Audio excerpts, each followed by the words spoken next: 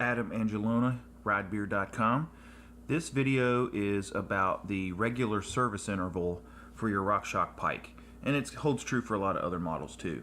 As you can see, pretty muddy conditions this time of year. I do this about twice a year, so bear with me. I don't quite have a nice studio yet or anything. I'm working on the deck and in the kitchen here, but I think you'll be able to get something out of this video if you want to give it a shot. This little screw right here, you want to keep track of that. Mine seems to be in there pretty good, but if it seems like it's going to fall out, I would take it out and thread it back into the fork. The next trick I want to show you is when you remove the brake. I like to put a nut on the end of it, and that one happens to be a retaining nut off of your valve stem. So that'll actually work. It won't thread all the way up on there, but it'll thread on there enough to kind of keep everything together. And then you can just zip tie it back here out of the way, and it'll keep from getting oil or anything contaminated in it, and it's out of the way. Alright, then you got to take this knob off, and it's a 3mm Allen wrench. But before you take that screw out, I like to orient the position of the valve. So I want it full open, which is all the way to the rabbet. Okay, and in this case it put it all the way straight back. Carefully break it loose. Okay, and then when you pull it out, just kind of watch. Just never jerk or do anything crazy. You never know what's going to happen. And then screw that screw back in there so you don't lose it. Alright, so I'm breaking these loose. Careful, make sure the Allen wrench is all the way in the bolts. Okay, and then if you want to use the other end to loosen them out, that's fine. But notice I'm taking them out about halfway. Tap on it with a hammer just to kind of break it loose. You're pushing those rods up in there. Okay, and do it again. But make sure you don't want to screw it out too far, or you'll mess up the threads on the end of the. That one is, I think they're both aluminum as well, so you got to be careful with that.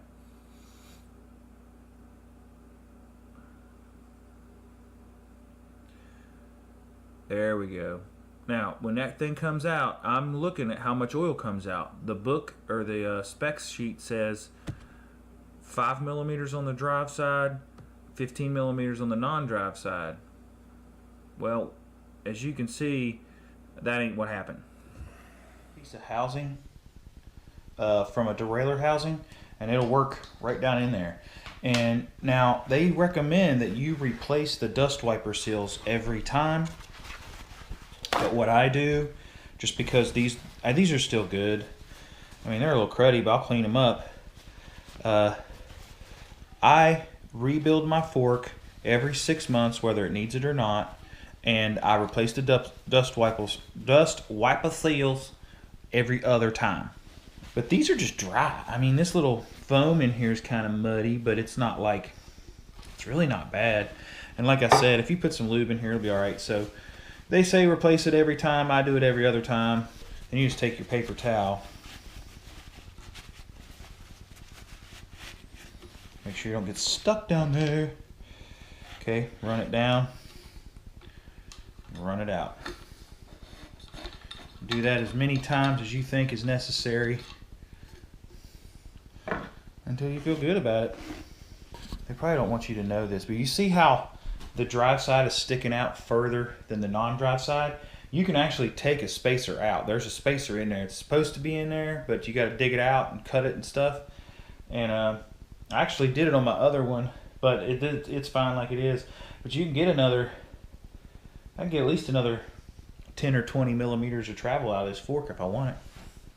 If I do it to this one, I'll make sure I make a video of it. But so what I've got a magic formula here. All right, I do fill wood, all right, on the actual bushings. The bushings are in there. You can see them with some slick honey on top of it.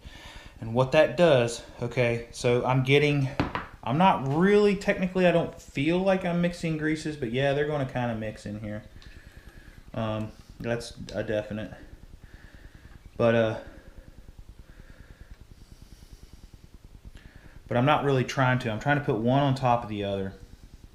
And the reason is because that sucker's coated in there now, buddy. But the reason is because the fill wood has the viscosity, which is thicker, and it's waterproof, and it'll hold up, and it'll help repel water, and it'll help it just adds durability to the whole system. Okay, it's the thicker, heavier stuff that kind of gives it the viscosity that we want. Okay, but the Slick Honey is really thin, and it has an amazing chem absorption property, which basically what that means is if you've ever, it's the ability for that grease to stick on a molecular level. Okay, so the grease is really slick, and then it's really sticky, microscopic. Like, in other words, its ability to bond molecularly is higher than the fill wood. Okay, the fill wood's thicker, but it doesn't bond as well.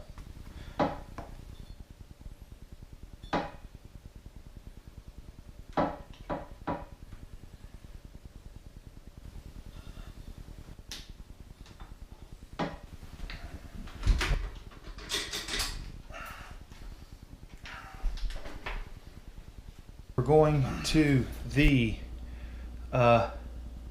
non-drive side first, and it says 15 milliliters. The drive side, 5 milliliters.